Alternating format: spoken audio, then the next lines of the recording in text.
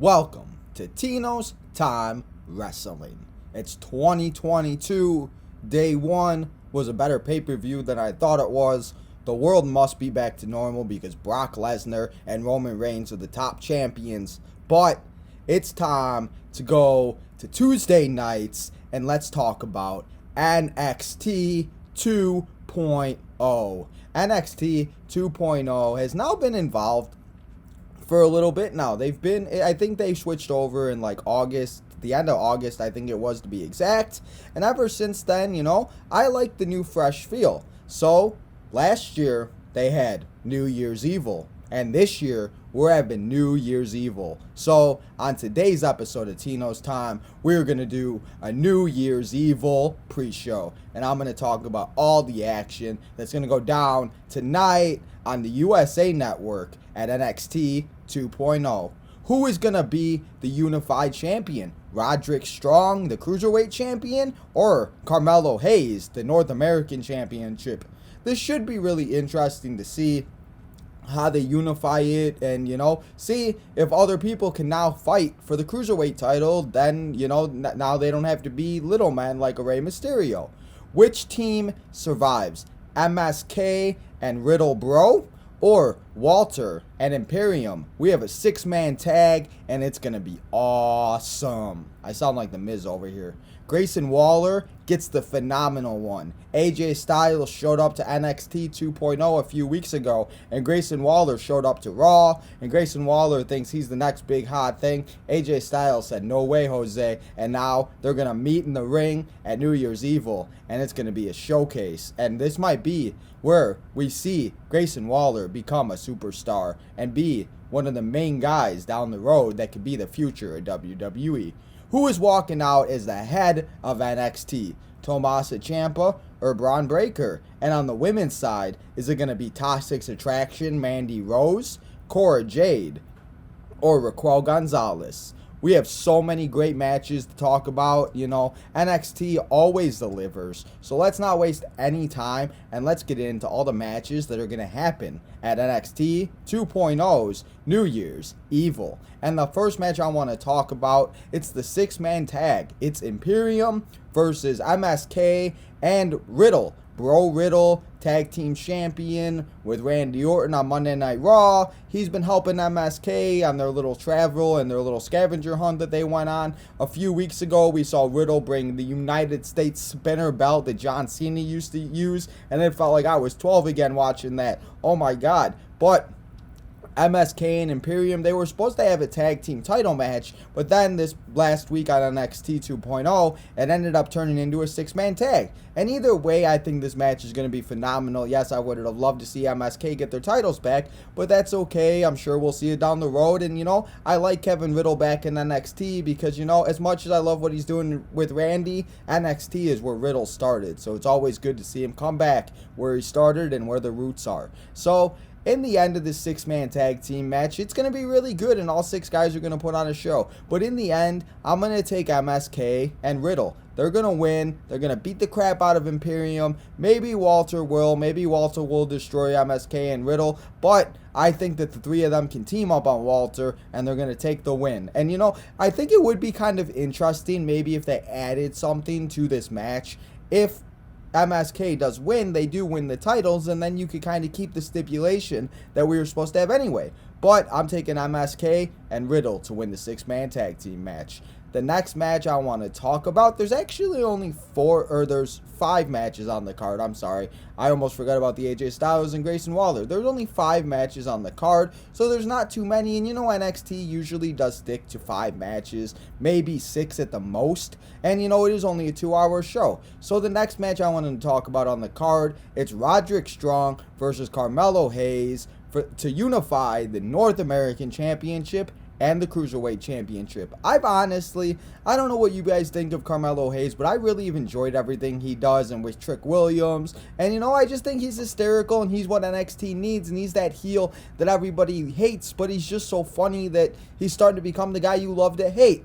So I can't wait to see. And Roderick Strong is the last guy left from the Undisputed Era. They all went over to Wednesday nights to the other brand, AEW. So I acted like I don't watch AEW. They went over to Wednesdays on AEW, and Roderick Strong is the last one left. So hopefully he does stay.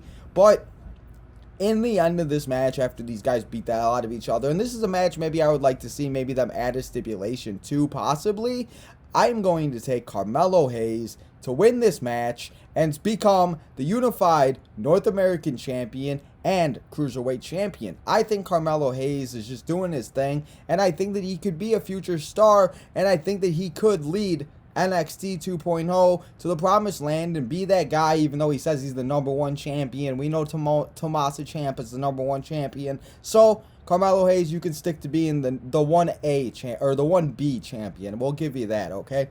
But I'm taking Carmelo to unify the championships. Now, let's talk about AJ Styles, the phenomenal one, versus Grayson Waller. Grayson Waller, people, I like him. He's funny, but he just reminds me of that frat boy from like The Neighbors that would be hanging out with Zac Efron or something. He just doesn't, he's funny and he does it, he reminds me, he honestly, I think that's what they want Baron Corbin to be. Happy Corbin. They want him to be what Grayson Waller is, but that's just never going to happen. Grayson Waller is great, and I think he's going to be funny, and now he'll be funny down the road in his comedy segments is what I mean. But now he gets to go up against the phenomenal one, a guy that is phenomenal in the ring and everything he does. A former tag team champion, Grand Slam champion. He's done everything pretty much except win the Royal Rumble and main event WrestleMania. I wouldn't be surprised if he wins the Royal Rumble in a few weeks in January. But Grayson Waller and AJ Styles, I think, could steal the show, and I think these two men could put on an absolute banger of a match, and this might be the match that we're all talking about at the end of the night, because AJ Styles, we know what he can do in the ring, and Grayson Waller is good, but I think somebody like AJ can definitely elevate him and bring him to the next thing of his career. So I cannot wait to see this match, and this is a match I want to see Grayson win, because I think that could definitely give him a lot more like run and heat in WWE, and that's what the heels always want. They want that heat because he beats the phenomenal one, just like when he beat the crap out of Johnny Gargano and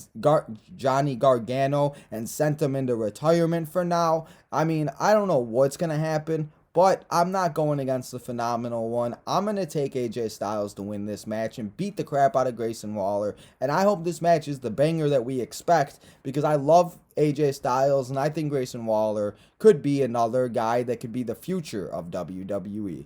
But now let's talk about the last two matches and the two big matches of the night. The first one I want to talk about is, let's talk about the women. We talked about a lot of men, but we haven't mentioned the women yet. And the women are the best thing about NXT 2.0, because, WWE way back in the day, like early 2000s, even late 2000s a little bit to like 2009, the women were always the thing, and they were always the sex appeal, and they never could wrestle, and they were just there to show off their bodies. But NXT 2.0 has shown that these women can be beautiful, sexy, and just attractive in every possible way, but they can get in that ring and beat the living hell out of each other. And that's exactly what these three women do that are involved in this match. Mandy Rose, she's been in a tag team with Sonya, she was in a tag team with Dana. She never had the opportunity to become the main champion in the women's division. She goes to NXT and she takes that NXT women's champion and she takes it by the throat, and she isn't let go of it. I don't know if anybody's going to beat her, but we have the ex-champion Raquel Gonzalez. She's going after it, and she wants her title back. But we also have the underdog, Cora Jade. Cora Jade has become one of my favorite wrestlers. She's another one. NXT 2.0 has just done a phenomenal job finding these women. And they've proven that they can do their thing in the ring, and it's awesome to see. And I just cannot wait to see what these three women do and see who comes out on top, because honestly, as I'm talking about, I still don't know who I think is going to win. I'm going to make my prediction here in a minute, but it's so hard to choose between three women three great women that are going to put on a show, and we know that they're going to because they've been at the top of their game now for a while, and it's awesome to see, especially with Mandy, because of everything that she's been through with Otis. And as much as I love the comedy and everything like that, this is where she's supposed to be, and she's proven that she could be at the top of the division, and it's great to see. But these three women are going to beat that hell out of each other: Cora Jade, Raquel Gonzalez, and Mandy Rose. And I would not be surprised if we see Toxic Attraction, Gigi, and Jane get involved. It would be interesting. I think they should be defending the titles. That is something that maybe could possibly be added onto the card. Maybe a women's tag team match. We know that there is a number one contenders out there, so maybe we'll see Toxic Attraction put their titles on the line, and it should be interesting. But this triple threat match is going to be awesome, and I cannot wait to see what these three women do. But in the end, I'm going to say Mandy Rose is going to win. I would like to see Cora Jade win. That's kind of what my heart is telling me, and that's what I kind of want to happen. But I need to be real, and I don't think that they're going to take the title off of Mandy right now. And I think Raquel is going to put on a show too. She's going to be able to do her thing. But honestly, the only reason why I don't see Raquel winning is because I could see her having time off for 3 weeks, and she could be a surprise entrance in the Women's Royal Rumble match. And they always bring up NXT superstars in the Royal Rumble, so I could see her being one of those superstars. So that's the only reason why I don't see her winning. So that's why it was up to Cora Jade and Mandy Rose, and I'm taking Mandy Rose and Toxic Attraction to stay at top of the women's division.